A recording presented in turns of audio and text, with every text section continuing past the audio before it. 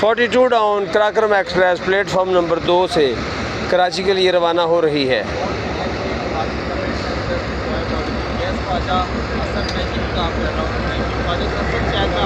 ZCU 306315 इसको आज lead कर रहा है।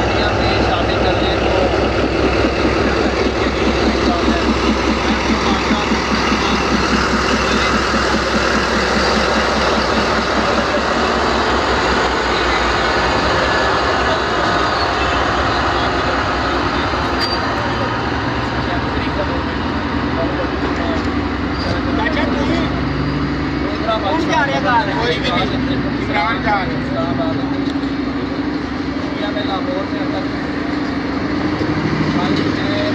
ये रास्ता फैसलाबाद शोरकोट खानेवाल रिकॉर्ड लाइन से होती हुई दुनियापुर जहानिया से लोधरा में ML1 को ज्वाइन करेगी और कराची तक जाएगी।